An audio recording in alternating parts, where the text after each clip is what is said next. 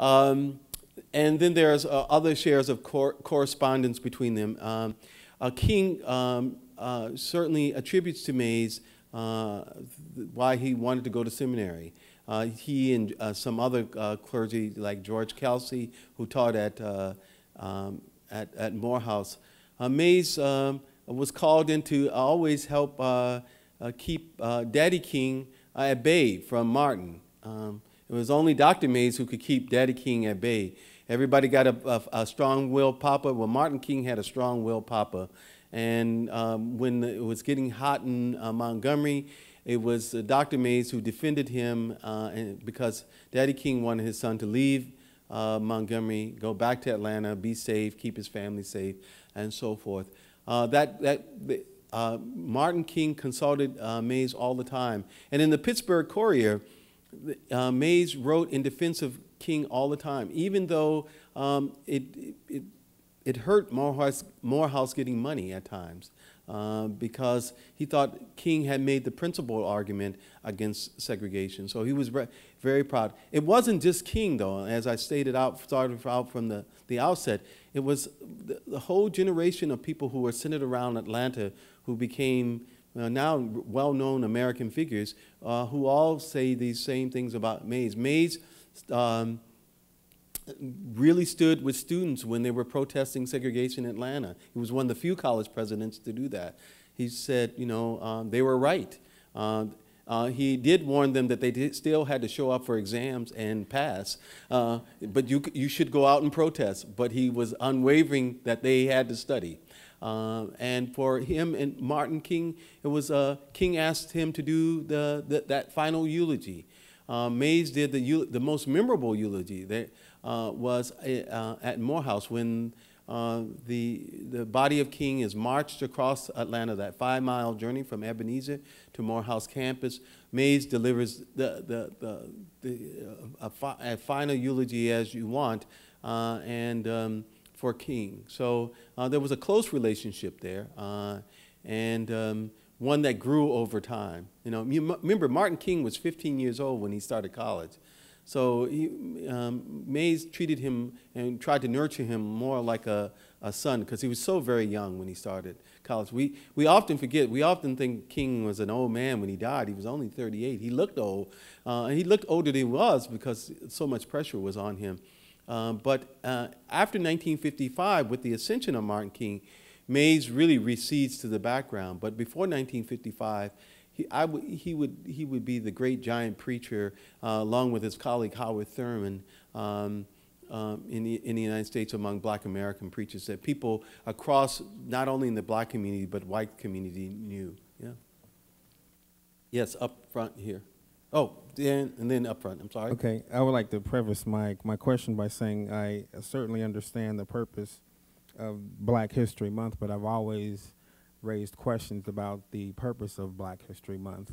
I wouldn't have a job today, man. Well, well, the question I have for you would be if... I'm just teasing. If he were alive today, how would he feel about the purpose of Black History Month? Because to me it seems as if Black history should be celebrated every day versus actually 1 month out of the year. And the purpose of the Black college, the historically Black college, would that be perceived as a form of segregation? It seems as if the Black colleges, historically, as I research this, want to recruit the best and the brightest of the Black students. And soon thereafter, they graduate. Usually corporations go in and recruit the Black students. So therefore, the Black students that are trickled around or enrolled at other universities sometimes and oftentimes get overlooked.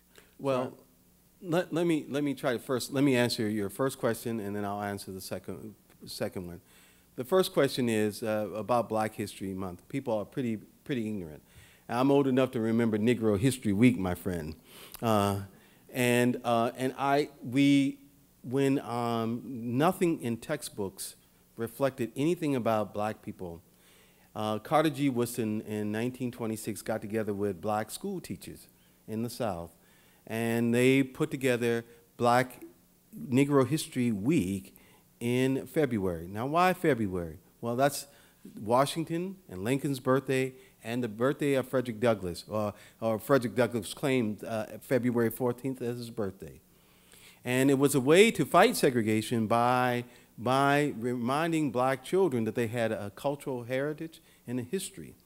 Now, we can't blame Carter G. Woodson for Walmart or Target or anybody else exploiting Black History Month.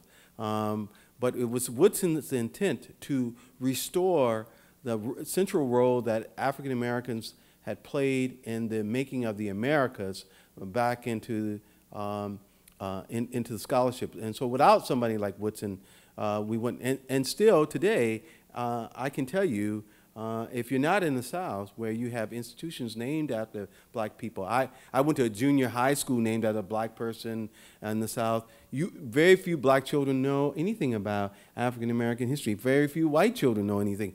I mean, you know, if you take, you know, two states set the textbook market for the United States: Texas and California.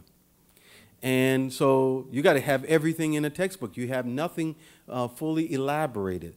So this idea of Black History Month, while it's exploited in the media and other things, it's still an important event. And it's still important when I go to schools, and I still go to schools to talk to kids about these various people who played important roles in American history.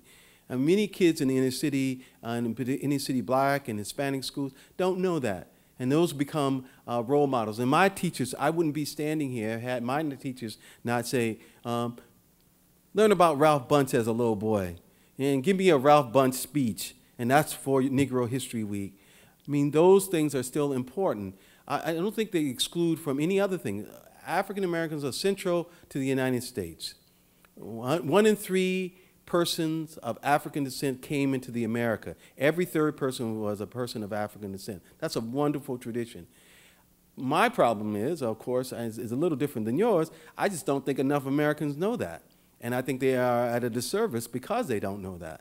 Now, the second part about black colleges. Mays thought that with the coming of integration, black colleges were going to have to compete for black students. Now, black colleges do something that KU should learn how to do and all schools learn how to do.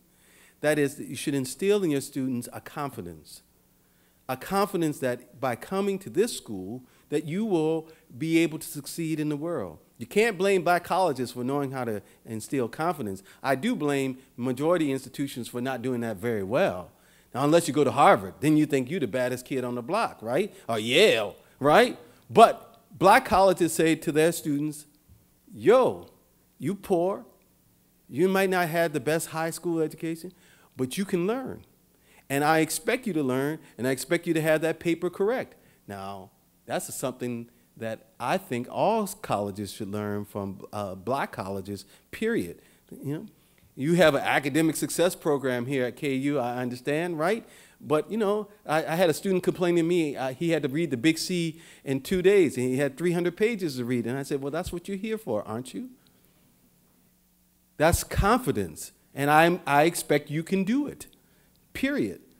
That's what most that's why they produce the most lawyers, doctors, still, to this day. Not the historically white colleges, black colleges. So it's about confidence. So what you need to do is get with the chancellor and say, Mr. Chancellor, how can we build this kind of place to build confidence so that we have all students coming out here feeling like they're the baddest person on the block. You can always tell a Morehouse man, but you can't tell him much. That's the confidence you need.